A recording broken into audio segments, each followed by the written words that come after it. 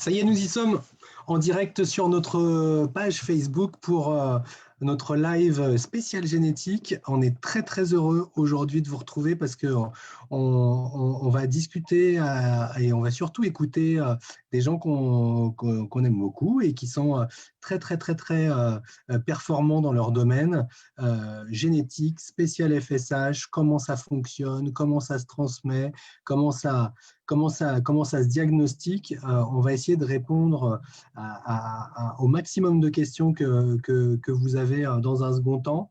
Et puis aussi pour vous dire que ça, c'est la première partie d'une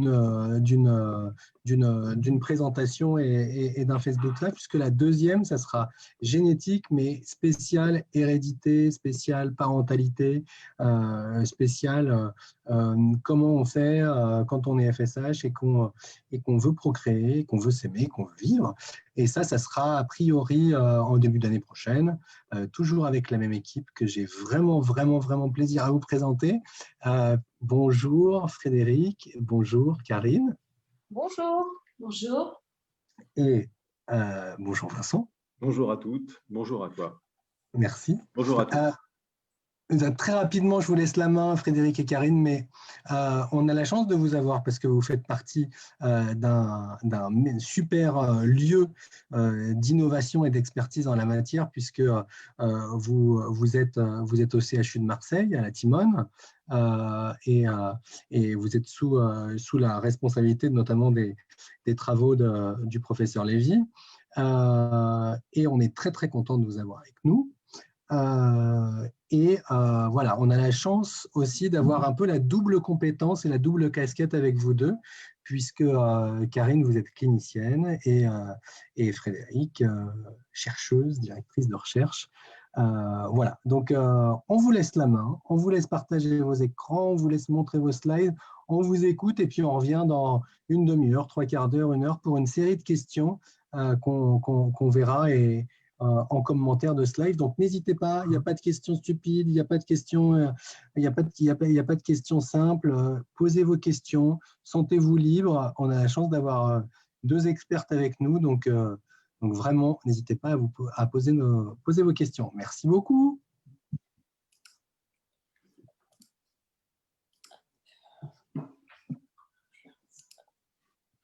Voilà, merci beaucoup pour l'invitation. Je vais juste rajouter peut-être un petit mot pour nous présenter toutes les deux, Frédéric et moi. Je suis donc Karine Guyenne, je suis médecin de formation, je suis généticienne dans le département de génétique médicale du CHU de la Timone. Et une de mes thématiques principales, notamment en médecine, en clinique, c'est la dystrophie facio-scapulo-humérale. Et puis en recherche, j'ai la chance de travailler dans l'équipe du docteur Frédéric Macdinier, donc Frédéric qui est ma collègue, et nous formons un binôme, voilà, clinicienne et directrice de recherche. Donc pour l'aspect médical et scientifique, c'est la combinaison idéale et c'est ce qui nous a fait beaucoup progresser dans la connaissance de la dystrophie facio-scapulo-humérale depuis une bonne dizaine d'années maintenant. Donc, je vais revenir sur certains aspects cliniques, génétiques, etc., sur la myopathie FSH pour la présenter, puisque peut-être que tout le monde n'est pas encore familier complètement avec la maladie. Donc, c'est une dystrophie facio-scapulo-humérale, c'est-à-dire que c'est une dystrophie musculaire. C'est une maladie génétique qui a été décrite il y a longtemps, hein, c'est au 19e siècle, qu'elle est décrite par deux médecins qui sont Landouzy et Dejerine. C'est pour ça qu'on trouve encore l'appellation myopathie FSH ou myopathie de Landouzy et Dejerine, qu'il avait d'emblée décrite comme une myopathie, on va le voir, sélective, atrophique, progressive. Il faut savoir que c'est important en santé publique puisque c'est l'une des dystrophies musculaires les plus fréquentes chez l'adulte. Vous voyez la prévalence, 1 sur 8 000 à 1 sur 20 000 selon les populations et en tout cas en Europe et en France chez nous, c'est l'une des myopathies les plus fréquentes qui est caractérisée, comme son nom l'indique, par une atteinte sélective de certains groupes musculaires, on va le voir, faciaux, donc pour les muscles de la face, c'est ce que vous voyez ici sur ces photographies, atteinte des muscles de la bouche et des yeux, et puis atteinte des muscles scapulaires, c'est-à-dire fixateur des omoplates. C'est ce qu'on voit ici sur ces photos de patients qui ont du mal à élever les bras à l'horizontale parce qu'il y a une atteinte des muscles fixateurs des omoplates à la colonne vertébrale, et c'est pour ça que ça donne cet aspect des trapèzes qui s'élèvent comme ça à l'élévation des bras. Et puis, vous voyez ici sur un patient de dos également ce décollement des omoplates qui est assez caractéristique de la maladie et qui est due à l'atrophie progressive des muscles des omoplates. Et puis, c'est progressif, c'est une myopathie qui est progressive, qui va descendre, qui va atteindre les muscles des bras, donc les biceps brachiaux, les triceps brachiaux. C'est pour ça que ça donne cet aspect atrophique des bras des patients. Et puis, c'est asymétrique, c'est caractéristiquement asymétrique. Il y a une grande variabilité. Ça, c'est vraiment un des points principaux cliniques. Et c'est ce qui pose problème pour le diagnostic aussi, c'est la variabilité de la sévérité, de l'expression de la maladie entre les différents membres d'une même famille et également aussi entre les familles différentes.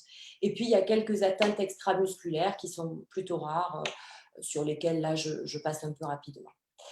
Donc, une maladie qu'on dit autosomique dominante sur le plan génétique, c'est-à-dire autosomique, ça veut dire qu'elle atteint les deux sexes, les hommes et les femmes sont touchés, et qu'elle ne concerne pas donc les chromosomes sexuels, il n'y a pas de différence. Et puis dominante, ça veut dire que l'anomalie se situe sur l'un des deux chromosomes, on va voir que c'est le chromosome 4, sur l'un des deux chromosomes. L'autre chromosome est normal, ça s'appelle une anomalie à l'état hétérozygote et c'est caractéristique des maladies dominantes.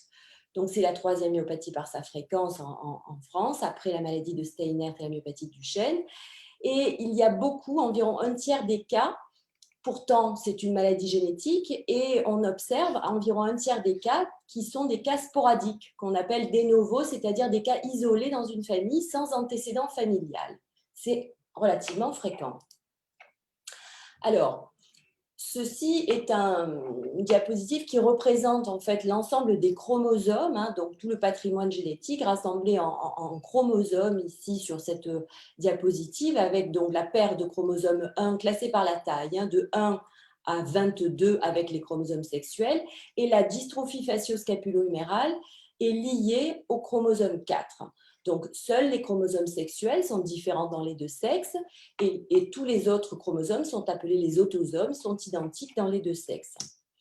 Alors, justement, la dystrophie facio-scapulo-humérale est liée à la région ici qui est encadrée en bleu, qui s'appelle une région subtélomérique parce qu'elle est en fait juste en amont, on va dire, du télomère, de l'extrémité du chromosome, donc subtélomérique. Je passe un peu rapidement. Et donc, cette région subtélomérique comporte les anomalies moléculaires qu'on va retrouver dans l'immense majorité des cas de dystrophie facio-scapulo-humérale. Je vais laisser Frédéric aller plus en détail dans les anomalies moléculaires. Donc, bonjour à tous et merci beaucoup pour cette invitation et ce moment de partage. On va maintenant, après une vision un peu globale, rentrer un peu plus dans les détails de la région d'intérêt, parce que évidemment, d'abord, il faut comprendre comment cette région est structurée et ce qui permettra de comprendre aussi comment le diagnostic de la FSH est réalisé et quelles sont les difficultés en fait de compréhension de la génétique de cette maladie, mais aussi des processus moléculaires qui conduisent à la maladie. Donc, vous retrouvez ici le chromosome 4 avec donc, ce qu'on appelle le bras court ou le bras P et le bras long qu'on appelle le bras Q. Tous les chromosomes, vous avez vu tout à l'heure sur la diapositive, ont une région en fait, qui permet de séparer ces deux bras, qui est représentée ici, qu'on appelle le centromère. Et chaque bras en fait, a à son extrémité ce qu'on appelle un télomère, qui est la région terminale des chromosomes. Si maintenant on zoome sur le locus 4q35, qui est donc celui qui porte l'anomalie génétique qui est caractéristique de la plupart des cas de FSH, on peut la représenter de la façon suivante. Donc ça, c'est un schéma simplifié, où on retrouve ici l'extrémité du chromosome, c'est-à-dire le télomère, représenté par ces flèches. en amont, en aval pardon, du télomère, une région qui est variable. Je reviendrai dessus tout de suite après. Et puis derrière cette région, le fameux élément D4Z4, qui est ce qu'on appelle une séquence d'ADN répétée. Et une séquence d'ADN répétée de type macrosatellite. En fait, vous savez que la grosse majorité du génome est polluée quelque part par ce qu'on appelle des séquences répétées, qui sont survenues au cours du génome, dans le génome au cours de l'évolution, et qui sont classées en grandes familles. D4Z4 fait partie de ces séquences répétées et appartient plus précisément à une grande famille de séquences répétées qu'on appelle les macrosatellites. Macro parce qu'ils ont une taille importante. Chaque unité a une taille qui fait 3,3 kilobases, c'est-à-dire 3303 bases précisément. Et satellites parce qu'elles sont répétées en fait de façon répétée. Donc, les individus qui ne présentent pas la FSH ont, pour la grande majorité d'entre eux, entre 11 et jusqu'à une centaine de ces répétitions de l'élément D4Z4. Et on a vu que chez les patients atteints de dystrophie facioscapulo-humérale, on observait de façon systématique, en tout cas chez 95% d'entre eux, une diminution du nombre de ces répétitions, qui est le nombre est compris entre 1 et 10 répétitions. Il a été montré également que d'autres éléments génétiques dans cette région étaient associés à la survenue de la FSH. Et en particulier, vous vous souvenez, je vous ai parlé de cette région-là entre D4Z4 et le télomère qui pouvait être variable chez les individus. Deux, ce qu'on appelle haplotypes, c'est-à-dire 2 variants génétiques ont été décrits dans la population, que l'on appelle A et B, qui sont normalement présents en quantité équivalente au sein de la population. Mais il a été montré que chez la grande majorité des patients, si ce n'est tous les patients FSH, qui portaient la diminution du nombre de D4Z4, il y avait aussi la présence de ce variant de type A entre D4Z4 et le télomère.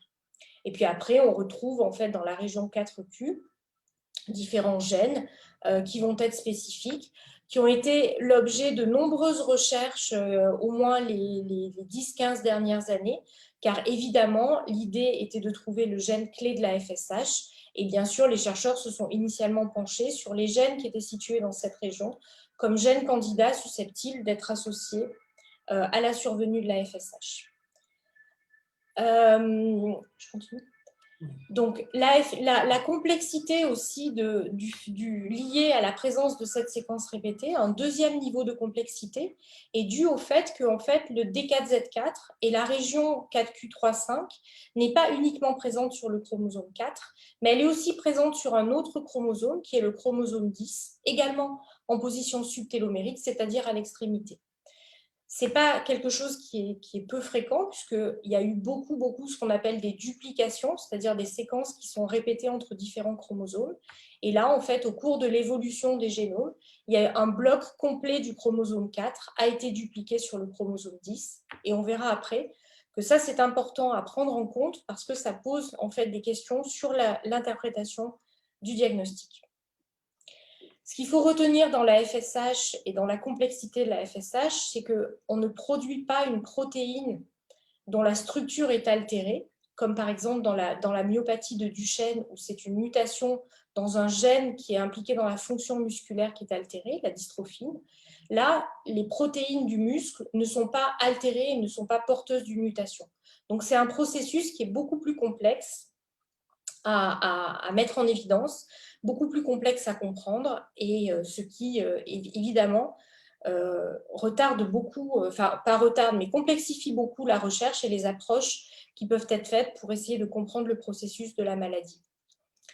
Il y a un modèle en fait qui est proposé à l'heure actuelle sur le processus de la maladie qu'on peut essayer de schématiser grâce à ces diapositives, qui implique en fait ce qu'on appelle des processus épigénétiques, c'est-à-dire des mécanismes qui vont venir réguler l'ADN, qui vont se superposer à la séquence qui est codée par l'ADN et qui vont contrôler en fait l'information portée par cette séquence d'ADN. Parmi les processus épigénétiques, certains vont concerner directement la molécule d'ADN, et il s'agit en particulier de la méthylation de l'ADN, qui est normalement une marque qu'on appelle répressive, c'est-à-dire qu'elle va venir se fixer sur l'ADN pour éteindre l'information qui est portée par l'ADN. Cette marque, en fait, épigénétique répressive, donc cette méthylation de l'ADN, est très enrichie, c'est-à-dire qu'il y a beaucoup de marques de méthylation chez les individus qui sont non atteints et qui ont un nombre de répétitions de 4Z4 élevé. Et donc, cette région, en fait, est plutôt de type condensé chez les individus non atteints. En revanche, il a été montré que dans la FSH, la diminution du nombre de répétitions des 4Z4 entraînait une diminution de cette méthylation de l'ADN, donc ce qu'on appelle une relaxation de la chromatine, une relaxation en fait de la structure. C'est un peu comme si la comparaison qu'on utilise souvent dans un contexte normal et dans un contexte pathologique. Dans un contexte normal, c'est comme si vous preniez un collier de perles que vous torsadiez l'un sur l'autre et vous arrivez en fait à avoir un collier de perles qui va être très très resserré, que vous ne pourrez pas enfiler autour de votre cou, alors que dans la FSH, ce collier de perles est détorsadé du fait de la perte de la méthylation, ce qui vous permet d'avoir accès à toutes les perles et évidemment de faire un peu ce que vous voulez avec cette région. Et cette relaxation en fait de cette chromatine va faire que cette région en fait va être ouverte.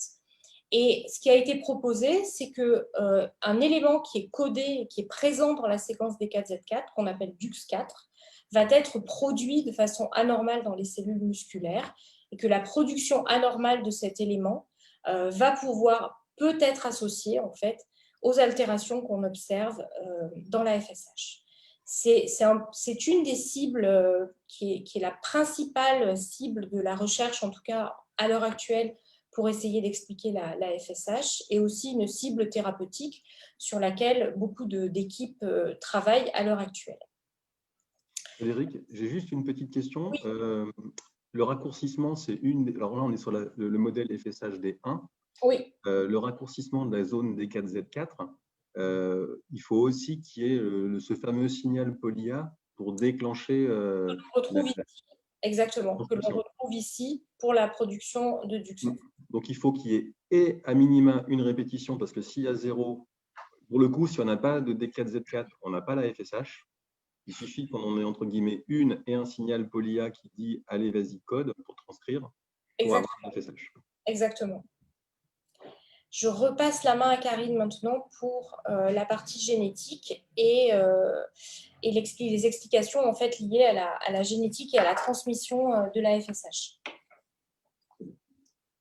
Donc, la génétique clinique, c'est-à-dire les données génétiques qu'on a en interrogeant le patient, notamment sur ses antécédents familiaux et en faisant l'arbre généalogique, on s'aperçoit que c'est une maladie qui est héréditaire, donc qui est autosomique dominante, ça je l'ai déjà défini, c'est-à-dire qui se transmet de génération en génération, par exemple dans cet exemple-là, de génération en génération avec...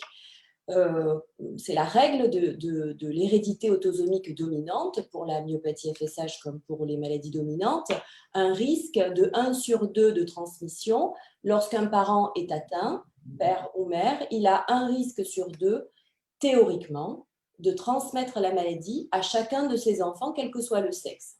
Ça, c'est la règle. Mais on a vu qu'il y a beaucoup de cas sporadiques, environ 1/3 de tous les cas de FSH se présentent comme ça, c'est-à-dire un cas avec 2 parents qui, a priori, sont indemnes. Et c'est en partie dû à des mutations qu'on dit de novo. Alors, mutation de novo, c'est un terme qui n'est pas tout à fait approprié. En tout cas, l'anomalie génétique dont Frédéric vient de vous parler, qu'on trouve chez le patient, eh bien, on ne la trouve pas ni chez la mère, ni chez le père. On dit que la mutation, enfin en tout cas l'anomalie génétique est survenue de novo, c'est-à-dire comme un premier cas de la famille chez le patient atteint. Autre explication à ces cas sporadiques, à ces cas isolés, c'est qu'il peut y avoir une pénétrance incomplète. Alors la pénétrance incomplète en génétique formelle, ça a une définition bien précise, c'est que il y a des sujets qui sont porteurs de l'anomalie génétique, mais qui n'expriment pas cliniquement la maladie. C'est-à-dire qu'ils n'ont pas le phénotype associé au génotype. Donc, par exemple, ici, dans cette famille, Si le patient, bien sûr, est porteur de l'anomalie sur le chromosome 4, on va la trouver chez son père ou chez sa mère. Pourtant, chez le parent porteur, on n'a pas les signes cliniques de FSH. Alors ça, c'est un des grands mystères de cette pathologie, c'est qu'on ne sait pas pourquoi certaines personnes porteuses de l'anomalie génétique ne développent pas la maladie.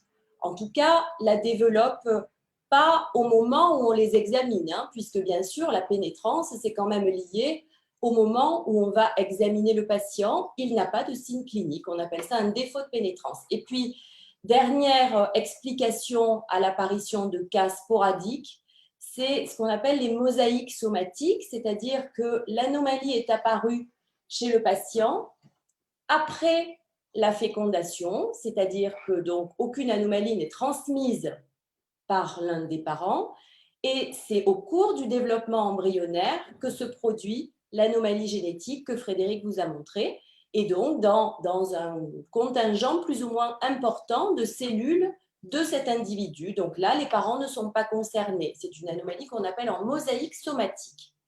Et puis, autre caractéristique de cette maladie, on l'a dit en introduction, l'expressivité extrêmement variable, c'est-à-dire les manifestations cliniques différentes d'un patient à l'autre dans une même famille et entre familles différentes. Et même parfois, ça a été décrit, entre jumeaux monozygotes qui ont pourtant le même patrimoine génétique au départ, et bien des différences de présentation. Alors ça, c'est anecdotique, mais par contre, ce qu'on observe vraiment très très fréquemment, et ce qui est la règle, c'est l'expressivité variable, c'est-à-dire une maladie qui peut être plus ou moins sévère entre différents individus. Alors, je vais passer rapidement. Karine, oui. Une petite question ou une remarque sur ton schéma précédent. Est-ce qu'il y a aussi le cas possible où les parents ne sont pas atteints, mais un des deux parents va transmettre l'anomalie va apparaître juste dans ses gamètes, ovules ou spermatozoïdes, et qu'à ce moment-là, la maladie est transmise par les gamètes, mais finalement pas par l'individu lui-même, par son patrimoine génétique naturel qui est lui est sain. Est-ce que ça, c'est possible?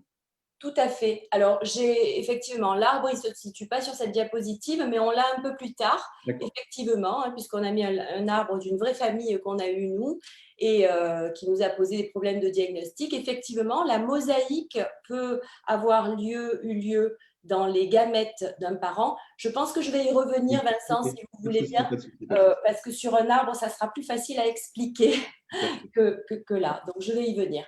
Je passe un peu rapidement là-dessus. Simplement, il y a des études maintenant anciennes qui ont montré que la pénétrance est incomplète dans les familles. Donc, il y a des sujets dans certaines familles. Il y a certaines familles qui concentrent des cas asymptomatiques et certaines familles qui concentrent des cas sévères, mais on estime que 30% des familles, selon ces études bien sûr, ont au moins un porteur asymptomatique. Donc ça, c'est pour montrer que la pénétrance est incomplète, qu'elle est bien sûr âge dépendante, puisque c'est une maladie qui, dans la majorité des cas, se déclare à l'âge adulte. Donc évidemment, si on examine des gens très jeunes, on aura beaucoup moins de proportions de sujets qui ont exprimé la maladie. Et puis, si on attend que les sujets soient bien plus âgés, on aura bien sûr une proportion plus importante de patients qui sont rentrés dans la maladie et qui ont des signes au moment de l'examen. Ça, c'est la pénétrance âge dépendante.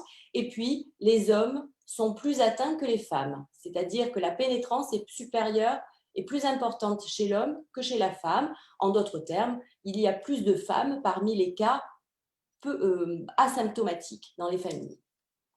Là aussi, je passe un peu rapidement, c'est des diapositives pour les étudiants au départ. L'expressivité variable, l'expressivité, donc âge de début différent dans les familles et entre les familles, sévérité différente, évolutivité différente, des patients qui évoluent plutôt progressivement d'un seul trait, des patients qui évoluent plutôt par paliers, des paliers évolutifs. On observe différents types de maladies sur le plan clinique.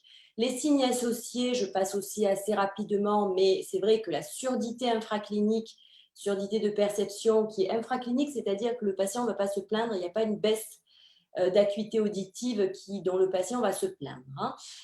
Mais c'est fréquent. Et l'atteinte rétinienne vasculaire, a priori, elle existe plutôt chez les cas sévères. Donc, Je passe un peu. Alors, là, juste pour précision, c'est que parmi tous les signes que tu décris, là, on peut en avoir un. Il y a 50% des gens qui ont un de ces signes en plus. Il n'y en a pas tous les signes dans la moitié de la population. Alors, il y a des références bibliographiques. Donc, c'est certaines études qui ont montré que dans la population étudiée, dans leur population, il y avait 50% de patients qui présentaient la surdité. Ça existe vraiment. La rétinopathie vasculaire, premièrement, on ne la cherche pas de façon systématique chez les patients qui ont une dystrophie FSH. Ensuite, retard mental et épilepsie, je pense qu'on peut le mettre de côté. Ça a été décrit dans la littérature, mais ça n'a jamais été confirmé comme étant associé à la maladie. Donc, je pense que ça, il faut le mettre de côté. Mais bon, ça existe en tout cas, donc on peut tomber sur ces signes-là dans la littérature. Nous, ce n'est pas ce qu'on observe, même chez les cas dans des formes sévères de l'enfant, la déficience intellectuelle, a priori, n'est pas de façon certaine liée à la dystrophie FSH. Hein. Vraiment, il n'y a pas de preuve de ça. Ça a été décrit et puis ça n'a jamais été reproduit, en tout cas. Donc, variabilité interfamiliale, intrafamiliale et variabilité intersexe. Et donc, je passe aussi, là, je crois que j'en ai déjà parlé, hein, pénétrance incomplète, nouvelle mutation, environ 30% de tous les cas, mosaïque chez un des deux parents ou mosaïque en somatique chez le patient, 40% des cas. Ça, c'est important à savoir parce que les mosaïques, c'est fréquent dans cette pathologie. Et comme ça nous pose des problèmes pour le diagnostic, il faut le savoir.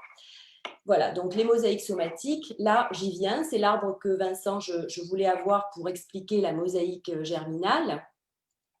Donc, une mosaïque, c'est soit chez un cas index, c'est-à-dire que les deux parents n'ont rien et la mosaïque apparaît dans les cellules somatiques de l'individu qui est atteint.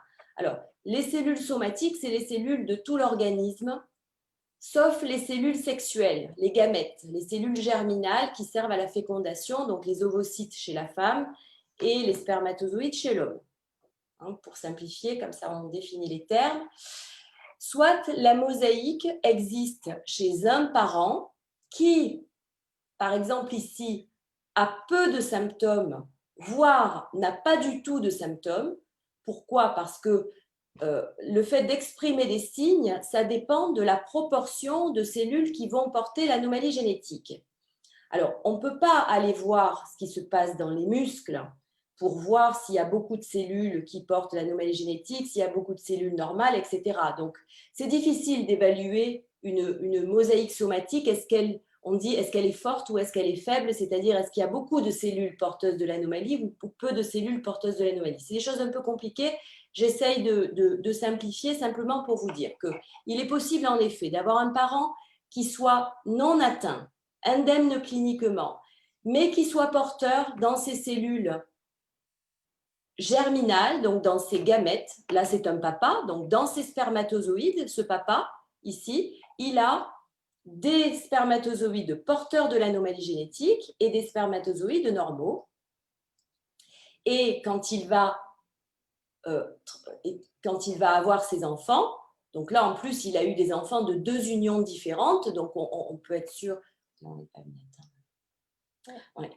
Donc il a eu un fils d'une première union qui était atteint d'une forme sévère de dystrophie facio-scapulo-humérale, et ensuite il s'est remarié et il a eu une fille normale et deux enfants pour lesquels il y a eu une interruption de la grossesse parce qu'ils étaient porteurs de l'anomalie génétique. Donc, on était sûr que ce soit bien sûr le père qui soit porteur, mais le père était indemne. Et quand on lui a fait l'analyse génétique à ce papa, eh bien, on a vu un allèle en mosaïque. Ça veut dire qu'il portait une mosaïque somatique faible, donc pas de maladie, et il portait également la mosaïque dans ses cellules germinales. Et c'est pour ça qu'il y avait un risque de récurrence de la pathologie chez plusieurs enfants de ce même monsieur. Voilà, j'espère que c'est clair parce que c'est pas des notions, c'est pas des notions simples. J'essaye de l'expliquer le plus simplement. Voilà, mais bien sûr, si c'est pas clair, je pourrais je pourrais y revenir. Le diagnostic de ces mosaïques… J'ai juste une question sur… pardon, Karine, j'ai juste une question sur la mosaïque. C'est quelque chose qui, si un parent est mosaïque et qui transmet la maladie, la personne, enfin l'enfant qui va recevoir la maladie, s'il la reçoit, ne sera pas mosaïque, il sera FSH. Le mosaïcisme ne transmet pas. Exactement, parce qu'une mosaïque somatique, par définition, une mosaïque, oui, c'est parce que je ne l'ai pas dit ça que ce n'est pas clair. Alors, je reprends mon explication. Une mosaïque somatique, par définition, c'est la lignée des cellules somatiques qui est touchée par la mutation, enfin par l'anomalie génétique. Donc, c'est dans la lignée somatique. Et ça, on peut le voir quand on fait une analyse génétique, puisque par l'analyse génétique, on l'a fait sur les cellules du sang. L'ADN, il est extrait des lymphocytes, donc on analyse la lignée somatique et on voit s'il y a une mosaïque ou pas. Enfin, si possible, on la voit. Mais si un parent est porteur d'une mosaïque somatique, il peut aussi avoir la mosaïque dans sa lignée germinale. Et c'est pour ça qu'il peut transmettre la maladie à un enfant. Maintenant, un enfant qui hérite de l'anomalie, c'est parce qu'il a été conçu avec, ici dans cette famille-là, avec le spermatozoïde du papa qui contient l'anomalie génétique. Donc lui, bien sûr, il a l'anomalie génétique dès la première cellule de l'œuf. Et c'est pour ça qu'il a l'anomalie génétique dans toutes ses cellules. Et c'est pour ça qu'en général, c'est des formes sévères. Parce que quand une anomalie survient de novo chez un individu, en général, les allèles sont courts. Les contractions de D4Z4 sont importantes. Et donc, cet enfant, effectivement, il avait une forme sévère. D'accord ? Donc, une mosaïque, elle peut être somatique, et elle peut être somatique et germinale. Et elle peut être aussi germinale uniquement. Et ça, c'est difficile de le diagnostiquer parce que nous, on n'a accès qu'aux cellules somatiques et en général aux cellules sanguines prises sur une prise de sang. On ne peut pas aller voir la lignée germinale. Très bien. Voilà. C'est pour ça que c'est difficile à diagnostiquer. Bon, après, on vous montrera peut-être des blots, on verra. Alors, là aussi, je résume cette diapositive simplement pour dire qu'il y a une corrélation entre le nombre d'unités répétées. Donc, Frédéric disait qu'il y a une contraction, une diminution plutôt du nombre de répétitions des 4Z4. Ça va entre 1 et 10. Entre 1 et 10, c'est anormal. Le seuil, c'est 10. Enfin, actuellement, on considère que c'est 10 unités répétées. Et dans la population générale, les sujets qui n'ont pas la maladie ont plus de 10. Donc, plus de 10, et c'est très variable, jusqu'à plus de 100. Chez les patients, entre 1 et 3 unités répétées, c'est là qu'on observe généralement les formes les plus graves de la maladie, les formes de l'enfant, les formes précoces. Entre 4 et 7 unités répétées, c'est la majorité des patients et c'est la forme plutôt classique de la maladie, celle que je vous ai montrée en introduction, qui débute plutôt chez l'adulte jeune, chez le grand enfant, l'adolescent, l'adulte jeune ou même plus tard. Et puis 8 à 10 unités répétées, donc on est proche du seuil pathologique, eh bien ça donne plutôt des formes tardives et c'est là qu'on va observer des défauts de pénétrance, c'est-à-dire des sujets qui ne vont pas de toute leur vie, de leur vivant, déclarer la maladie.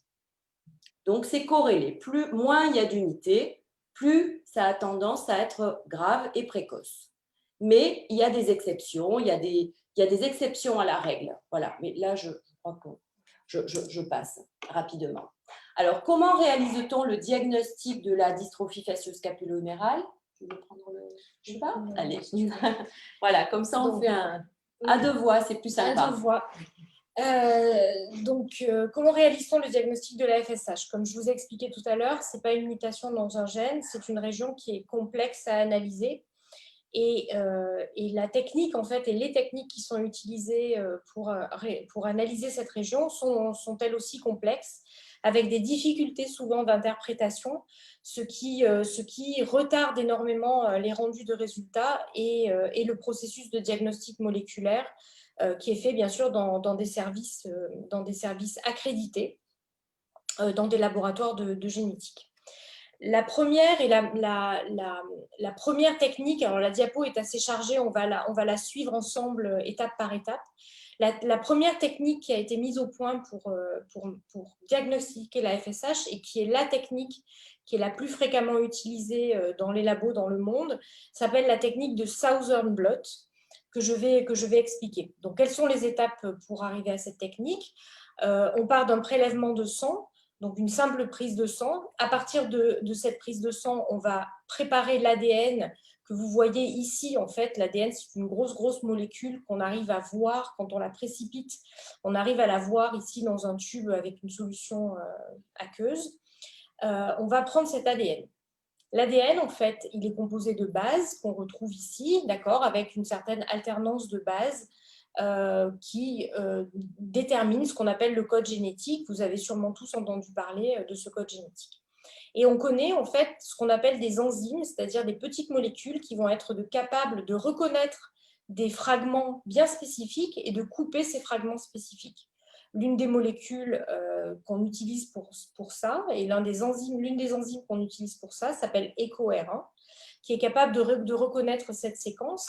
Et cette séquence, en fait, vous retrouvez ici le locus 4Q, ici le télomère, c'est une représentation qui est un petit peu différente, mais le code est un peu le même. Ici, vous retrouvez le télomère, ici, vous retrouvez le D4Z4. Cette enzyme, en fait, EcoR1, elle a des sites qui sont distribués de part et d'autre, en fait, du D4Z4. On va donc couper l'ADN avec cette enzyme, on va le fragmenter en petits morceaux et on va pouvoir comme ça isoler le bloc des 4Z4. Bien sûr, cette enzyme va couper à d'autres endroits dans le génome et pour séparer spécifiquement le fragment des 4Z4, on va déposer en fait l'ADN qu'on aura digéré, cet ADN-là qu'on aura digéré avec ces enzymes. On va le déposer sur ce qu'on appelle un gel d'agarose qui est représenté ici. Vous voyez ici un fragment d'ADN qu'on mélange avec un colorant simplement pour que ce soit visualisable sur le gel. On va le déposer ici sur un gel et on va faire migrer cet ADN dans un champ électrique. Quand on fait migrer de l'ADN dans un champ électrique et dans un gel d'agarose, plus les fragments sont grands, moins ils vont migrer dans le gel. Plus ils sont petits, bien sûr, plus ils vont migrer dans le gel. Et on va ensuite pouvoir comme ça identifier, ici vous le voyez représenté, les 4 allèles des 4Z4, c'est-à-dire les 2 allèles du chromosome 4, les 2 chromosomes 4, et les 2 allèles du chromosome 10, puisque je vous ai dit que en fait, les régions étaient identiques entre le 4 et le 10. On sait par contre que dans le chromosome 10, il y a un site supplémentaire pour une autre enzyme de restriction qui s'appelle BLN1, et qu'en digérant également l'ADN avec cette enzyme BLN1, on va pouvoir couper chaque séquence des 4Z4 du chromosome 10 et comme ça fragmenter davantage le chromosome 10. On ne fragmentera donc pas énormément le chromosome 4, mais on fragmentera beaucoup le chromosome 10 et on va pouvoir comme ça l'éliminer et du coup ne visualiser que sur notre membrane de Southern Blot que les allèles et les chromosomes 4 et déterminer en fait en utilisant des marqueurs que l'on fera migrer en parallèle et dont on connaît la taille, on va pouvoir déterminer une distance de migration et donc extrapoler la taille de ces fragments. Ça, c'est un gel qui est magnifique, qui est simple et clair. Simplement, ce n'est pas toujours la réalité et parfois, on obtient des profils qui sont moins clairs que ça et qui, du coup, sont difficiles à interpréter. Et donc, on se retrouve avec énormément d'échecs de premier abord dans l'interprétation de ces membranes de Southern qui nécessitent en fait des expériences complémentaires, d'autres essais de coupure pour essayer de résoudre en fait les difficultés d'interprétation.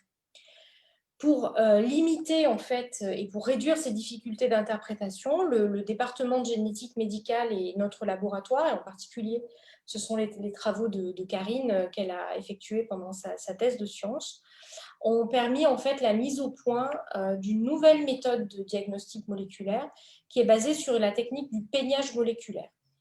Le peignage moléculaire, on part également de fragments d'ADN qui sont préparés par des processus spécifiques que l'on retrouve ici et que l'on met dans une solution aqueuse, comme ce que vous avez pu voir dans le tube précédent. Et puis, on va plonger en fait dans cette solution une lame de verre. L'ADN en fait va être capable de se coller sur le gel, sur la lame de verre, pardon. On va ensuite effectuer une traction progressive de cette lame de verre qui va permettre, en fait, qui est progressive, mais surtout qui est constante et qui est identique d'un échantillon à l'autre, d'accord, qui est mécanisée, ce qui va permettre, en fait, d'étirer la molécule d'ADN de façon constante et progressive sur la lame. Et on va obtenir comme ça, sur la lame, des molécules d'ADN que vous voyez ici alignées les unes les autres en parallèle, qui auront été étirées de façon identique d'un échantillon à l'autre.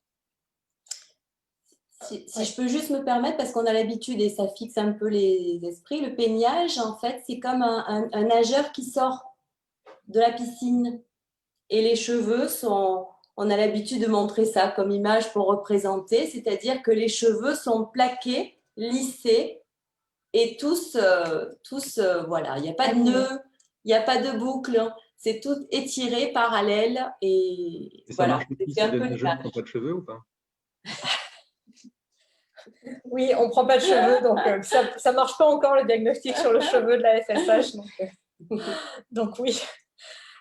Et ensuite, donc, on a mis au point un code couleur qui va permettre en fait d'identifier spécifiquement, c'est ce qui est représenté sur cette diapositive-là, qui va permettre d'identifier spécifiquement les allèles du chromosome 4, le chromosome 4 de type A dont je parlais tout à l'heure, qui est celui qui est majoritaire dans la FSH, le chromosome 4 qui est de type B, et puis le chromosome 10. Et grâce à cette alternance de code couleur, et grâce à cette alternance de code couleur et à la lecture en fait de ce code couleur qui est avec des marqueurs spécifiques grâce à un scanner qui va détecter la fluorescence, on va pouvoir ici identifier chacun des chromosomes, les 2,4 et les 2,10 chez chacun des patients.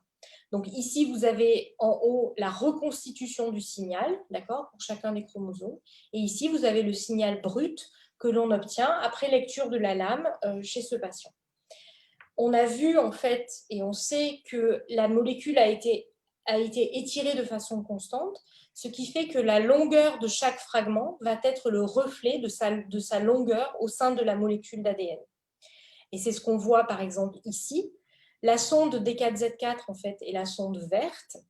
Et donc ici, on voit que l'on a chez ce patient, chez cet individu, un allèle de type QA qui est identifié grâce à cette sonde spécifique derrière le D4Z4.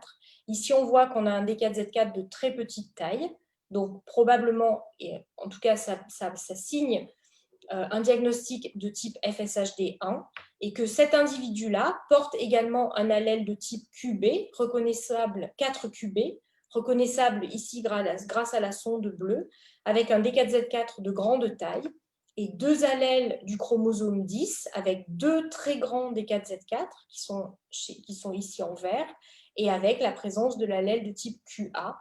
Donc on a comme ça, grâce à cette visualisation de chacun des chromosomes, une cartographie précise du génotype chez cet individu-là qu'on aura pu tester en diagnostic. Donc, depuis la mise au point en fait, de ces tests et depuis le développement surtout et la validation en clinique de ces tests, on a pu transférer très progressivement le diagnostic moléculaire de la FSH grâce à la technique de peignage moléculaire au département de génétique médicale de l'hôpital de la Timone. Et à l'heure actuelle, on a très largement plus de 1500 échantillons qui ont pu être analysés. Cette diapositive, en fait, représente une image des 895 échantillons qui avaient été analysés de la période de 2004 à 2017. Et on fait évoluer ce camembert de façon régulière. Et en fait, on a pu montrer que dans une grande majorité des patients qui avaient été envoyés au département de génétique pour diagnostic moléculaire de la FSH, on pouvait valider la présence de ces contractions. On a un certain nombre de cas qui représentent un nombre de cas important sur le camembert pour lesquels on n'a pas pu voir l'absence de contraction. Alors, cette partie-là du camembert, c'est un mélange en fait, de différentes choses. Ça peut être les patients FSHD2, dont nous parlerons juste après. Ça peut être aussi des individus qui sont analysés dans le cadre d'une étude familiale, comment la transmission s'est faite. Donc là, on aura les personnes au sein des familles qui ne sont pas porteurs de l'anomalie. Et puis, il y a tout ce qu'on appelle les diagnostics d'exclusion, c'est-à-dire des patients pour lesquels on n'a pas identifié la cause de leur dystrophie musculaire, que l'on teste pour FSH, pour pouvoir exclure la FSH et pouvoir éventuellement avancer par ailleurs sur le diagnostic. Et en fait, ce que le travail en peignage moléculaire a permis de montrer, c'est qu'on avait quand même une proportion de patients qui est comprise entre 7 et 9%, qui présentaient des réarrangements complexes ou des anomalies complexes qui n'avaient jamais été décrites dans le cadre de la FSH. Et on a maintenant un certain nombre de patients pour lesquels on a avancé sur la caractérisation de l'anomalie moléculaire, mais qui ne correspondent pas en fait aux critères qui étaient initialement établis pour le diagnostic de la FSHD1. Mais là, en l'occurrence, ton camembert, il donne 9% de tous les tests que tu as faits. Oui. Et grosso modo, il représente presque 25% des gens dont on sait qu'ils ont la FSH. Alors, c'est un peu moins, c'est un peu moins, mais il y a une proportion non nulle, effectivement, de base d'individus. Les 9% rapportés aux 33. De FSH. Sachant que dans ces pourcentages-là, tous, en fait, sont des gens pour lesquels les cliniciens ont indiqué une FSHD clinique classique qui a été validée donc, dans des centres de référence pour les maladies neuromusculaires par des neurologues qui sont expérimentés sur le diagnostic clinique et l'évaluation clinique de la FSH. Mais avec donc un diagnostic génétique complexe. Mais avec un diagnostic génétique complexe. Donc pour ces patients, on est encore dans une étape de recherche et c'est là en fait que l'harmonie en fait entre l'équipe de recherche et l'équipe de diagnostic clinique est importante parce que en fait on récupère au laboratoire de recherche beaucoup de ces échantillons dans la mesure où bien sûr les consentements recherche ont été signés pour essayer d'aller plus loin et essayer d'apporter des réponses en fait à l'anomalie moléculaire qui était non décrite jusqu'à présent. Est-ce que je peux juste interrompre 2 secondes parce que tu as prononcé un mot qui est pour moi est super important. Tu as parlé de consentement. Oui. Est-ce que tu pourrais juste dire une petite phrase sur le contexte légal des tests génétiques de diagnostic? Je vais laisser la voix à Karine pour ça. En 2 mots, c'est juste pour rappeler que… Oui, je vais essayer de dire 2 mots parce qu'en plus, je vois l'heure tourner. On n'a pas encore parlé de la FSHD2 et on n'a pas encore parlé des tests génétiques des différentes situations et puis il n'y a pas encore eu les questions. Donc, brièvement, les tests génétiques sont prescrits. Il y a un cadre législatif qui est assez contraignant et qui distingue les analyses génétiques, les analyses des caractéristiques génétiques d'une personne à visée diagnostique, les analyses des caractéristiques génétiques d'une personne à visée prédictive, présymptomatique, et puis la participation à la recherche. La participation à la recherche est soumise à des protocoles de recherche avec des consentements spécifiques et des notes d'information, etc., une information spécifique aux patients. Et en général, donc, c'est dans le cadre de protocoles qui ont été soumis notamment au comité de protection des personnes, etc., que, bien sûr, on recueille le consentement d'un patient. Là, on est dans un cadre de diagnostic pour la FSH, donc, bien sûr, on doit informer la personne du test génétique, de ses avantages, de ses limites, de la maladie qu'on cherche. Et on doit également informer, avant de recueillir son consentement, sur les implications familiales du test génétique. Et ça, c'est vraiment très important parce que ça a fait l'objet de plusieurs décrets récemment, 2004, 2011, 2013, le dernier décret de loi, qui a modifié les textes de l'information à la parentèle. Donc, brièvement, informer le patient avant de lui faire le test génétique sur la maladie recherchée, l'implication du test génétique pour lui et pour sa famille et les modalités d'information de la parentèle si jamais le diagnostic était confirmé, recueil du consentement écrit du patient, attestation de la part du médecin qu'il a bien donné les informations, attestation écrite. Ensuite, on peut donc prescrire le test génétique et le test génétique peut être prescrit soit par un généticien, soit par un spécialiste d'organes, par un neurologue qui connaît la maladie, hein, tout à fait, ça peut…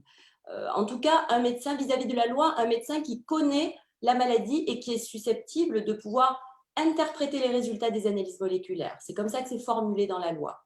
Rendu des tests génétiques en consultation médicale individuelle avec, bien sûr, l'information appropriée. Merci beaucoup. Brièvement. Donc, ça, c'était du coup ce que Karine vient de dire. Donc, ça, on passe peut-être, non? C'est le test génétique. Ouais. Je vais passer les différentes situations parce qu'on l'a déjà évoqué pour passer à la FSHD de type 2.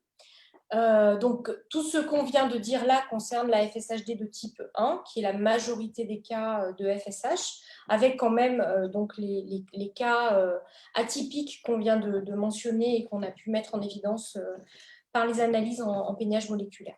Et puis, on sait que chez à peu près 5% des patients, il n'y a pas de contraction de la région des D4Z4. Et si on applique chez ces patients, malgré une clinique classique de la FSH, si on applique chez ces patients les analyses que je viens de présenter, c'est-à-dire soit le Southern Blot, soit le peignage moléculaire, on ne trouvera pas la contraction de D4Z4. Ces patients, en fait, portent tous l'allèle de type QA, ce petit bout d'ADN qui est derrière les D4Z4, et ils sont caractérisés aussi par le fait qu'ils présentent cette diminution de la méthylation des D4Z4, donc plutôt ce relâchement de la chromatine dont je parlais tout à l'heure et qu'on voit symbolisé ici. Dans une situation normale, la méthylation est représentée par ces petites perles noires. Elle est plutôt enrichie le long de D4Z4. Elle diminue chez les patients FSHD1 et elle diminue chez les patients FSHD2. Basée sur la présence de cette diminution de la méthylation, l'équipe dirigée par Silver van der Marel a pu identifier un gène impliqué dans cette pathologie qui s'appelle SMCHD1. Pour ça, ils ont pris plusieurs familles atteintes de FSH qui présentaient une diminution de cette méthylation et ils ont fait ce qu'on appelle une recherche, une analyse de l'exome, c'est-à-dire une analyse de tous les gènes qui codent pour des protéines et rechercher en fait des variants qui étaient communs à tous les individus des différentes familles qui ont été analysées. Et ils ont pu montrer que chez environ 2 à 3% des patients atteints de FSHD2, il y avait une anomalie génétique dans un gène, SMCHD1, qui est un gène en fait qui n'est pas impliqué dans l'ultrastructure ou dans la structure du muscle et dans la fonction du muscle, mais qui est un gène en fait qui va réguler les processus épigénétiques, qui va être capable de se fixer à l'ADN et qui va être capable de moduler cette structure épigénétique. Pour l'instant, il a fallu plusieurs années en fait avant de pouvoir proposer le diagnostic de la FSHD2 en France, parce qu'il y a eu beaucoup d'interrogations en fait sur la validité de cette recherche et sur la possibilité de faire des recherches de mutation de SMCHD1 chez tous les patients. Et donc, ça a nécessité une réflexion et des discussions entre les chercheurs, mais aussi entre les généticiens, pour définir la pertinence en fait, de la recherche de ces mutations et pour définir les limites en fait, de cette recherche de mutation. Une des raisons à cela, c'est que à peu près 5 ans après que le SMCHD1 ait été identifié dans la FSH, des mutations de ce gène ont été identifiées dans une autre maladie rare, très rare, puisque moins de 100 cas, environ une cinquantaine de cas ont été décrits de par le monde, d'une implication en fait de ce gène et de mutation de ce gène dans le syndrome qu'on appelle Harini et microphthalmie et Harini de Bosma ou BAMS, qui est en fait une maladie qui se caractérise par des anomalies majeures de la face et en particulier par une absence de nez et des défauts en fait au niveau de l'appareil olfactif et des défauts au niveau des yeux. Et on voit ici sur ces images de scanner cette anomalie en fait de la partie médiane de la face. Et donc on s'est retrouvé dans une situation où on avait un gène, des mutations de ce gène dans 2 maladies qui ne sont absolument pas similaires, puisqu'il n'y a pas d'anomalie de la face dans FSHD2 et il n'y a pas de dystrophie musculaire dans le syndrome de BAMS. Et donc un gène avec des fonctions probablement différentes au cours du développement. Et donc, ça posait des limites et il fallait réfléchir en fait à la pertinence de lancer le diagnostic de la FSHD2 dans des laboratoires accrédités, puisqu'il fallait d'abord passer par des analyses en recherche avant de pouvoir le proposer dans des laboratoires de diagnostic accrédités pour le diagnostic de la FSHD2. Voilà une image en fait, qui montre donc, un des articles qui a décrit ces patients, qui vient donc en complément de la diapo précédente. Et vous voyez donc tous ces enfants avec des anomalies majeures de la face. Donc, si on résume tout ce que nous venons de vous dire sur la génétique des deux pathologies, tu peux reprendre la main, Karine ? Donc, si on résume en fait sur ces deux pathologies, à quoi est due la FSHD1 ? Donc, elle représente 95% des patients à peu près. Elle est liée à un nombre réduit des D4Z4.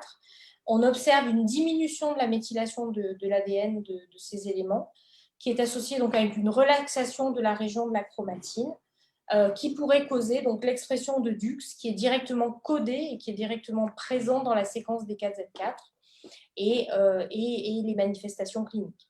Il y a encore beaucoup d'étapes en fait, pour comprendre véritablement le lien entre DUX4 et les manifestations cliniques. On ne connaît pas la fonction de ce facteur dans le muscle et on ne connaît pas la cascade d'événements qui va de DUX à l'anomalie musculaire.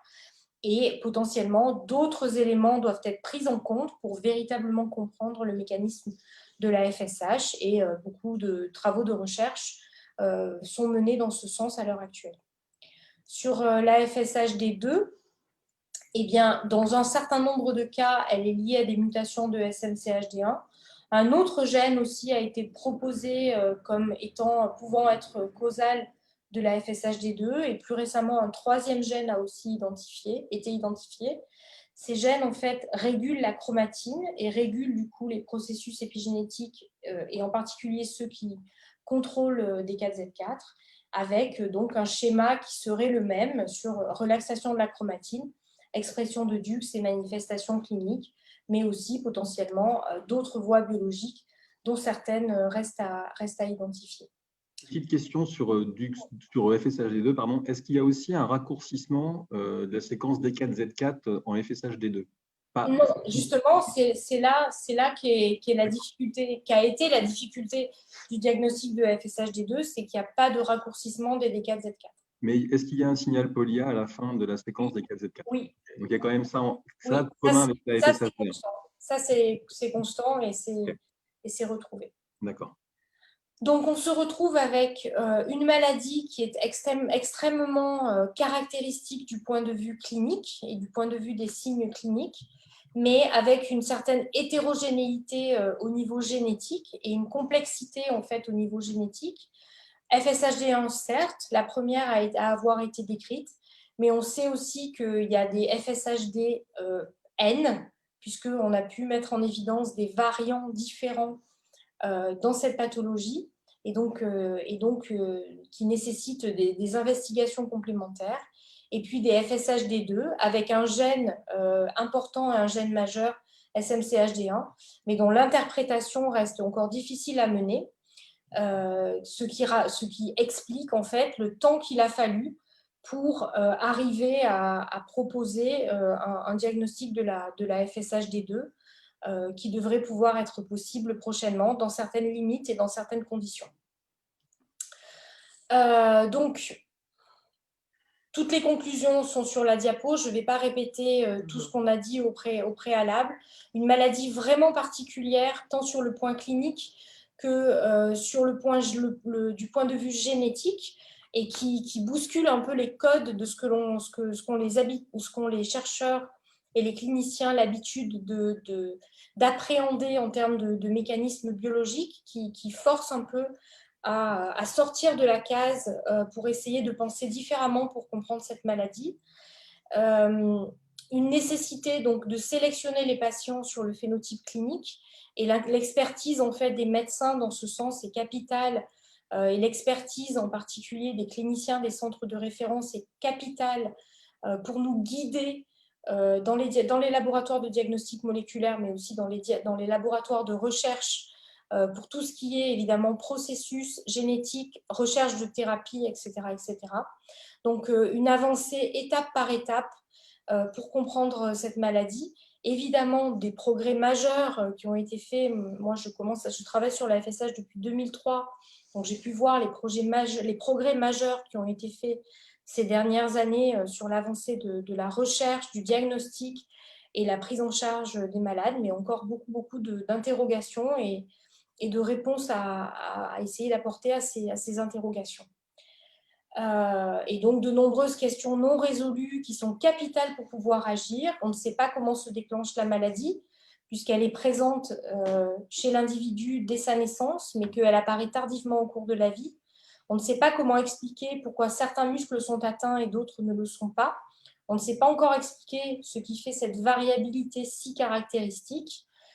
Si on a un gène clé à l'heure actuelle, DUX4, on ne sait toujours pas véritablement quel est son rôle dans le muscle. Il y a des pistes, bien sûr, qui sont évoquées, mais pourquoi dans le muscle et pourquoi dans certains muscles, à quel moment est-ce qu'il est activé et à quel moment est-ce qu'il devient toxique, etc., etc. Et donc, bien sûr, beaucoup de travaux de recherche encore à mener pour essayer de résoudre ces questions extrêmement complexes sur la compréhension de cette maladie. Nous avons terminé pour cette présentation que nous espérons avoir été suffisamment didactique pour vous apporter les informations que vous souhaitiez avoir. Et bien sûr, nous sommes disponibles pour répondre maintenant à vos questions. Super, merci beaucoup, c'était hyper intéressant. Évidemment, il y a des questions, moi j'en ai, j'imagine que Vincent en a aussi. Merci beaucoup parce qu'on a compris des trucs en fait. Enfin, ça fait quand même quelques lives qu'on fait, quelques recherches qu'on fait, quelques spécialistes qu'on interview, quelques conférences, quelques colloques aussi. Mais là, on a compris des trucs et je repense à un adhérent là en commentaire qui disait « Enfin, on comprend le paysage génétique. » quoi. Et je trouve que c'est vrai que la façon assez technique, mais aussi visuelle, qui vous a permis de présenter, ça nous a bien aidé. Alors, moi, je vais commencer par une question simple qui n'est pas posée en commentaire, mais c'est vrai qu'on entend très souvent l'expression 4QA contraction. Oui. Donc ça veut dire que un des deux allèles, enfin un des deux chromosomes qui porte le signal poly-A, et qui est donc un marqueur génétique de la FSHD, et c'est un fait. Et en plus, le deuxième fait, c'est qu'il y a une contraction de la région des 4Z4 sur cette probabilité-là. C'est bien ça. 4QA contraction, ça veut dire ça. On a les deux. Ce qui est représenté sur cette diapo, donc le 4QA ici, et donc cette diminution du nombre de D4Z4, c'est-à-dire la contraction, effectivement, de cette grande région qui contient les D4Z4. Mais aussi 4QA parce que présence de… 4QA qu'on retrouve ici, alors que normalement on a QA ou QB, et c'est ce qu'on retrouve ici, pardon, du coup je passe à toute vitesse, c'est pas très agréable, mais c'est ce qu'on retrouve ici sur le peignage, d'accord? Ici on a le 4QA, alors que ici sur ce chromosome qui n'a pas de D4Z4 raccourci, on a un QB. Alors il y a des individus qui vont avoir deux QA, un court, un long, il y a des individus qui auront un QA, un QB, le QA est en cours, mais généralement on n'a pas de patients qui ont deux 4QB. Enfin, on n'a pas de patients qui ont deux 4QB. Ok. D'accord. Merci. Je ne sais pas si tu as regardé les questions, Vincent. Karine, j'en ai une. En fait, tout à l'heure, vous disiez, il me semble que j'ai cru, ou alors je vais spoiler le futur, je ne sais pas. Tout à l'heure, vous parliez du diagnostic. Et en fait, moi, l'autre jour, quand on préparait cette émission, parce que finalement, on fait de la télé, super, je vous posais la question, pourquoi est-ce que, quand on a une suspicion clinique de FSH, pourquoi est-ce que de suite, on ne se dit pas, allons chercher le diagnostic 1 et le diagnostic 2? Et là, vous m'aviez répondu. Parce que Karine, si tu veux répondre. Le diagnostic de la FSHD1, il est validé, il existe depuis la fin des années 90 dans tous les laboratoires dans le monde et il est effectué par la technique de Southern Blot. La plupart des laboratoires qui effectuent le diagnostic de la FSH ne font que la digestion par EcoR1 et BLN1, les deux enzymes que je mentionnais. Ce diagnostic-là ne permet pas à l'heure actuelle de regarder le QA. Pour regarder le QA, il faut utiliser des enzymes supplémentaires. Et ce n'est pas forcément fait tout le temps dans tous les laboratoires dans le monde. Et la majorité des laboratoires ne le font pas. Le diagnostic de SMCHD1, en fait, SMCHD1, il a été identifié en 2012. Et avant de passer en diagnostic, il faut pouvoir valider, avoir un recul suffisant sur la fréquence des mutations. Est-ce que ce sont toujours les mêmes mutations? Est-ce que les mutations peuvent, quand on fait des analyses en fait, de mutations d'un gène, on va utiliser des logiciels qui vont prédire la pathogénicité de la maladie. Donc, ils vont dire telle mutation est pathogène ou pas, et telle mutation est un variant génétique ou pas, et telle mutation est ce qu'on appelle un variant de signification inconnue, c'est-à-dire qu'on ne peut pas trancher sur le côté pathogène en fait, de cette mutation. Donc, il a fallu en fait, franchir des étapes pour arriver à connaître un peu ce gène et à comprendre un peu quel était le spectre de mutation. Et puis, en 2017 est arrivé le travail sur le syndrome de Bosma, qui du coup, pareil, a reposé un peu le cadre, et a forcé les chercheurs à s'interroger comment est-ce qu'on fait le diagnostic, dans quel cadre on fait le diagnostic, parce qu'on ne peut pas faire que SMCHD1. Ça veut dire qu'il faut aussi vérifier qu'il est à l'allèle QA. Ça veut dire aussi qu'il faut qu'on ait connaissance du nombre de D4Z4. Et on a avancé étape par étape pour comprendre en fait ce qu'il en était de ce locus et être capable d'arriver à quelque chose qu'on puisse proposer et qui puisse servir au diagnostic dans le futur. Je peux rajouter juste une chose, c'est que FSHD phénotype, enfin tableau clinique très évocateur, typique, et non FSHD1, c'est rare. On n'a pas, c'est pas beaucoup de patients non plus. Donc c'est pour ça, ça peut pas être systématique FSHD1, FSHD2 aussi parce que ça n'est pas indiqué. Et puis il faut pas oublier que la myopathie FSH, elle est caractéristique, mais il n'y a rien de spécifique. Donc il faut aussi éliminer les autres diagnostics. Il faut chercher d'autres myopathies, d'autres dystrophies musculaires. Il faut passer par là avant de penser à une FSHD rare, non liée à une contraction. Très bien. Je me positionne en tant que candide et je pose des questions pour que vous C'est des questions importantes parce que c'est les pistes sur lesquelles on réfléchit en fait depuis plusieurs années pour justement comprendre. En fait, c'est ça qui est passionnant, ce que vous avez raconté aujourd'hui, c'est que tout le monde imagine, parce qu'on pense qu'on a la FSH, que c'est finalement simple de trouver, de nous dire vous avez la FSH. Alors que là, on vient vraiment de se rendre compte que c'est extrêmement compliqué de poser un diagnostic. Alors, on peut tous se plaindre que les diagnostics sont longs à arriver, mais ce que vous avez dit aujourd'hui peut aussi expliquer pourquoi ils sont longs à arriver. Donc, c'est super intéressant. C'est compliqué et le laboratoire à Marseille reçoit 300 à 400 prélèvements chaque année de personnes qui ont probablement une FSH, enfin, qui ont une FSH qui ont été diagnostiquées du point de vue clinique, mais aussi, comme je montrais dans le camembert, d'autres échantillons. Donc, ça veut dire que, vu la lourdeur des processus de l'analyse, et du coup, ce que je n'ai pas forcément expliqué, c'est qu'une fois qu'on a fait l'analyse et qu'on a le résultat, il y a tout un travail d'interprétation aussi qui est nécessaire et de validation par des biologistes médicaux qui rajoutent une étape en fait. Un mot sur la prévalence ou l'évolution de la prévalence pour reprendre la question de Patrick. Mais juste une question avant. En fait, ce 1 sur 70 000… 1 sur 20 000. 1 sur 20 000, pardon. 7 sur 100 000. C'est 7 sur 100 000. 7 sur 100 000, ouais, le gars est perdu déjà. En fait, c'est une… dans ces 5000 FSH en France, il y en a une partie qui ne le savent pas et qui ne le sauront sûrement jamais de leur vie, enfin en tout cas pour leur cas, mais qui peuvent tout à fait transmettre la FSH, enfin, l'anomalie génétique à leur descendance. Oui, vous voulez dire donc des personnes non diagnostiquées?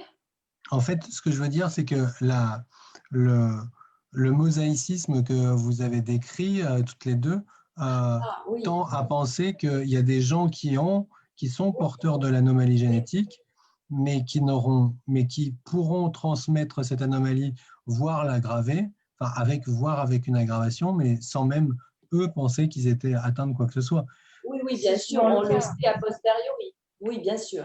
Et ça veut, si je reprends les mots du commentaire de Patrick, ça voudrait dire que la prévalence en fait de la FSH ne devrait qu'augmenter, non. Vu que… Tu as une chance sur 2 de la transmission. Non, parce que dans les maladies génétiques, en fait, on sait qu'il y a un équilibre, hein, ça c'est la génétique des populations, il y a un équilibre en fait entre l'apparition de cas de novo qui vient contrebalancer, donc en fait des familles dans lesquelles il n'y avait pas de maladie, la maladie apparaît, donc ça fait des nouveaux cas, on pourrait se dire que la prévalence va augmenter à cause de ces nouveaux cas. Ce n'est pas le cas parce que c'est contrebalancé par le fait que dans la dystrophie FSH, il y a quand même des formes qui peuvent être sévères dans les familles et donc avec globalement moins de descendance pour ces formes-là. Et donc ça balance, en fait, c'est l'équilibre entre les nouveaux cas de maladies, nouvelles familles touchées et des familles dans lesquelles il y a moins de descendance que dans la population générale. Et puis, on a une chance, entre guillemets, un risque, quand on est porteur, un risque sur 2 de le transmettre. Donc, on peut aussi réduire d'une génération à l'autre, ça peut s'éteindre naturellement. Ah oui, à condition d'en avoir la l'échelle conscience. individuelle, oui, bien sûr. Quand ce n'est pas transmis, dans la branche, ça s'arrête. Voilà. Donc, ça peut aussi de ce côté-là. Mais au niveau des populations, c'est différent. Oui. Question de Philippe. On a observé la corrélation entre le nombre d'unités répétées et la gravité de la maladie. Est-ce qu'on observe une tendance dans l'évolution de la gravité de la maladie suite à la transmission génétique entre parents et enfants? Ou en tout cas, est-ce qu'on a étudié quelque chose? Est-ce que la transmission influe la gravité ou pas? J'avais une diapositive où il y avait une référence là-dessus et je l'ai même mis sur ma diapositive, mais j'en ai pas parlé parce que je trouve que c'est une donnée ancienne, ça, qui date d'il y a une vingtaine d'années, qui n'a pas été reprise il n'y a pas de publication qui vienne confirmer cette observation clinique qui s'appelle l'anticipation, c'est-à-dire le fait qu'on observe que la maladie soit plus grave au fil des générations. Cette observation-là, dans la FSH, elle est basée sur d'autres observations pour d'autres pathologies dans lesquelles ça existe, ça s'appelle l'anticipation. La maladie est plus grave au fil des générations, mais ça a une base moléculaire qui est bien connue. On sait pourquoi ces maladies-là sont plus graves de génération en génération. Dans la FSH, a priori, on ne voit pas pourquoi. En tout cas, il n'y a pas d'éléments moléculaires qui viennent nous expliquer pourquoi la maladie serait plus grave de génération en génération. Donc, je pense que c'est une donnée qui n'est pas du tout confirmée actuellement. Et il y a une telle variabilité de la maladie dans les familles, y compris sur une même génération, entre frères et sœurs, que probablement la variabilité entre générations, c'est la variabilité qui existe entre individus d'une même famille. Il n'y a pas de phénomène d'aggravation prouvé, en tout cas, de génération en génération. Merci. En préambule de démarrer cette longueur maintenant, pardon, vous êtes super gentil de nous accorder autant de temps. On évoquait que j'allais vous poser une question, donc je vais poser la question. Donc, en fait, il y a une question qui est apparue sur notre fil Facebook, notre page privée, qui concernait les vaccins. En effet, j'imagine que la question est venue avec ces dernières annonces du vaccin à technologie ARN qui est produit par Pfizer pour lutter contre le Covid. Donc voilà, on parle ARN, ça fait référence à l'ADN et donc on va faire un global. Est-ce que les vaccins, celui-ci ou ceux d'avant, voilà, peuvent être des déclencheurs de la FSH? Je rajoute juste un petit élément, Vincent, parce qu'on a beaucoup parlé d'épigénétique et quand on parle d'épigénétique, on dit qu'on peut interagir avec la structure épigénétique des gènes par l'air qu'on expire, par l'alimentation que l'on a et donc peut-être par le biais d'un vaccin. Voilà. Il y a une série de questions qui dans notre communauté qui tournent autour de cela et qui font référence à une partie de ce que vous avez dit. Donc, merci beaucoup de votre réponse. Alors, je vais faire que je peux sur le vaccin à ARN. Je crois que je vais dire, comme notre collègue, le professeur Raoult, on ne va pas faire de prédiction parce que je ne sais pas du tout, on n'a pas de recul sur ce vaccin anti-Covid à ARN. Mais ce qu'on sait quand même, c'est qu'en général, sur la vaccination, les vaccins anti-grippal, anti-hépatite B, etc., la vaccination en général, pourrait être impliquée dans le déclenchement sur des terrains prédisposés à ces maladies-là, donc le déclenchement de maladies auto-immunes.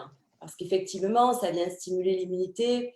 On se dit, bon, pourquoi pas? Ça a été dit, ça a été mis en cause. C'est probablement extrêmement rare quand même. Mais effectivement, ça pourrait chez des gens prédisposés aux maladies auto-immunes. La dystrophie facio-scapulo-humérale, c'est une dystrophie musculaire avec un certain degré d'inflammation, mais en tout cas, il n'y a pas d'auto-immunité dans la dystrophie facio-scapulo-humérale. Ce n'est pas les mêmes mécanismes de maladie, jusqu'à preuve du contraire. En tout cas, à notre connaissance, ce n'est pas ce type de pathologie. Donc, ce n'est pas très rationnel de penser qu'une vaccination pourrait influencer. Et d'ailleurs, ce n'est pas le cas dans l'observation clinique. Non, pas d'interférence, pas d'influence sur le début ou le déclenchement de la maladie. Mais et donc, juste pour compléter, c'est que là, aujourd'hui, pour être précis, on parle de technologie ARN sur le nouveau vaccin Covid, mais l'ARN qui est envoyé dans le vaccin, c'est de l'ARN du virus, ce n'est pas de l'ARN d'un humain. Oui, c'est l'ARN du virus. A priori, j'espère en tout cas, ça ne devrait pas s'intégrer dans le génome humain. Non, ce n'est pas le but. J'espère. Mais c'est une vraie question que l'on a quand on dit ARN messager. Enfin, voilà, on n'interagit pas avec l'ADN. Non, c'est pas fait pour ça. C'est fait pour qu'en fait, le vaccin permette la synthèse de protéines virales qui vont elles-mêmes déclencher la synthèse de l'immunité endogène, des anticorps et éventuellement de l'immunité cellulaire. Très bien. Question de Sabrine. Alors bon, ça fait un peu référence à la partie 2 qu'on fera l'année prochaine, mais je pose la question quand même. En cas de grossesse, le diagnostic préimplantatoire avec FIV est possible pour une femme qui a une mutation de novo et qui veut avoir des enfants sains? Deuxième question, une personne homozygote peut avoir des enfants sains car la FSHD est une maladie autosomique dominante et la transmission est à 100% dans ce cas-là? Je n'ai pas tout compris. Alors, première question, le diagnostic préimplantatoire ou DPI, qui passe effectivement par une fécondation in vitro, donc par une procréation médicalement assistée, ensuite avec diagnostic sur l'embryon et sélection des embryons avant transfert d'embryons sains chez la maman, pour rappeler ce que c'est que le diagnostic préimplantatoire. Actuellement en France, c'est impossible d'appliquer cette technologie pour la dystrophie facio-scapulo-humérale. Pourquoi? Parce que justement, l'anomalie moléculaire sur le chromosome 4 fait qu'on ne peut pas aller directement la chercher sur une cellule prélevée sur un embryon. Donc, c'est pour ça que le DPI n'est pas possible pour la FSHD. Ça n'est pas proposé en France. Alors, je sais qu'en Belgique, je ne sais pas d'ailleurs si actuellement, c'est toujours possible de le faire. Je sais qu'ils l'ont fait en Belgique, mais à ce moment-là, ils font du diagnostic préimplantatoire. Je crois en Espagne aussi, ça a été proposé. En Australie. Il me semble qu'il y a, il me semble que j'ai vu passer un cas en Espagne d'enfants nés près. Bon, en tout cas, en Belgique, où les indications du DPI sont beaucoup plus larges qu'en France, je crois qu'ils l'ont utilisé. Mais à ce moment-là, ils utilisent le DPI indirect avec des marqueurs du chromosome 4. C'est ce qu'on avait, nous, essayé de faire avec le docteur Barat, qui est Mouna Barat, qui est à Montpellier, avec un projet qu'on avait développé en 2008, il me semble, où on avait étudié la faisabilité du DPI à l'aide de marqueurs microsatellites polymorphes sur le chromosome 4, et on s'est aperçu qu'en fait, ce n'était pas satisfaisant pour pouvoir proposer cette technique en diagnostic préimplantatoire, parce qu'en fait, on utilise des marqueurs qui approchent la région des 4Z4, mais qui ne sont pas dans la région des 4Z4. Et donc, ce diagnostic indirect laissait persister, si vous voulez, un nombre d'erreurs, un pourcentage d'erreurs. Je ne rentre pas dans le détail, mais c'est une région qui recombine assez facilement dû justement à cette structure d'ADN répété. Et du coup, on n'était pas satisfait parce qu'il y avait des risques de recombinaison et finalement de rater le fait qu'on soit en présence de l'anomalie. Et c'est très fâcheux ça, et ce n'est pas acceptable ça dans une technique aussi lourde que le DPI si on n'a pas une fiabilité beaucoup plus importante. Donc en France, ça ne se fait pas pour des raisons vraiment de complexité de la région, des raisons moléculaires, et je pense que c'est mieux comme ça. Maintenant, la deuxième question, une personne homozygote peut avoir des enfants sains car la FSHD est une maladie autosomique dominante et la transmission est à 100% dans ce cas-là. Homozygote avec 2 allèles.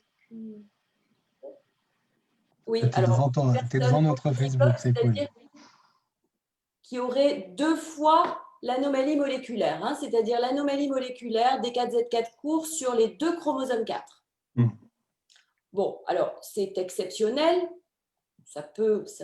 On a pu l'observer sur notre cohorte, je crois, une fois ou 2 fois, mais c'est exceptionnel puisqu'il faudrait hériter des 2 parents, d'une anomalie, ce qui déjà statistiquement n'est pas probable. Mais donc, si on était dans ce cas-là, théoriquement, il y aurait bien sûr 100% de risque de transmettre une anomalie. D'accord ? Une anomalie sur les 2. Voilà, mais vraiment, ce n'est pas une question qui a un retentissement parce que les homozygotes dans les maladies dominantes, c'est très exceptionnel. Hein. Voilà. Dernière question. Une question intéressante, notamment de Patrick, qui dit: qu'est-ce qui vous a conduit à travailler sur cette dystrophie? C'est pas mal, on pose pas que des questions, voilà. Hein. Question à qui? À Karine ou à moi? Aux deux. Parce que c'est passionnant, moi. Voilà, je dirais un seul mot. Moi, j'ai été drainée vers la FSH de façon un peu au hasard, en fait. C'est qu'à l'époque où je souhaitais rentrer en France après mon séjour postdoctoral aux États-Unis, l'AFM, en fait, avait voulu créer un groupe de recherche sur la FSH en prenant en compte tous les aspects moléculaires et cliniques de la maladie. Et en fait, le laboratoire dans lequel je suis rentrée où j'ai eu mon poste avait été contacté parce que c'était un laboratoire qui était spécialisé sur les télomères. Et finalement, j'étais le bon match parce que j'avais une expérience importante sur tout ce qui était épigénétique et chromatine et méthylation de l'ADN, et que j'arrivais dans un laboratoire de télomères. Et donc, ça a été mon projet de concours. C'est celui sur lequel j'ai obtenu mon poste à l'INSERM. Et depuis, voilà, l'aventure continue.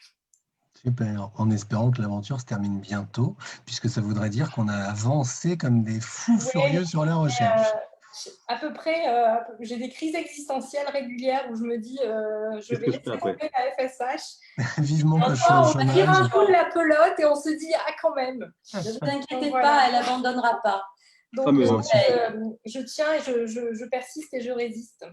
Bon, en tout cas, c'est super gentil d'avoir répondu à toutes ces questions. C'est super gentil de témoigner de votre intérêt à notre égard et à l'égard de notre pathologie, parce que c'est pas tout le temps aussi naturel.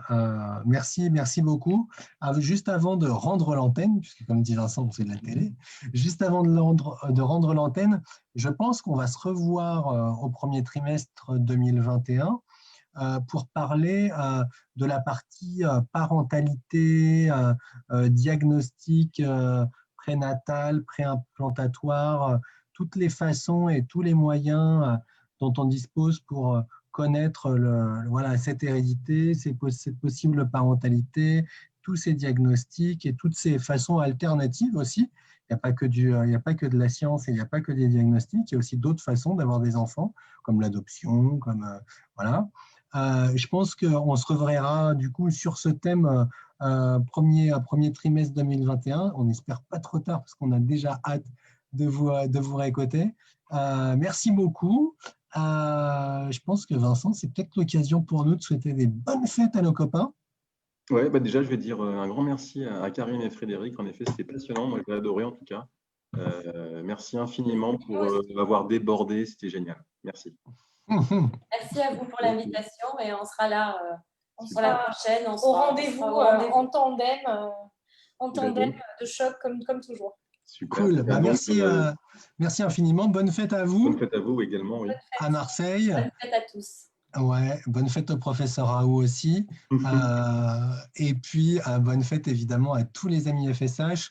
Peut-être qu'on aura l'occasion de passer un petit message avant les fêtes. Peut-être pas, on verra bien. Merci Vincent pour ce bon moment.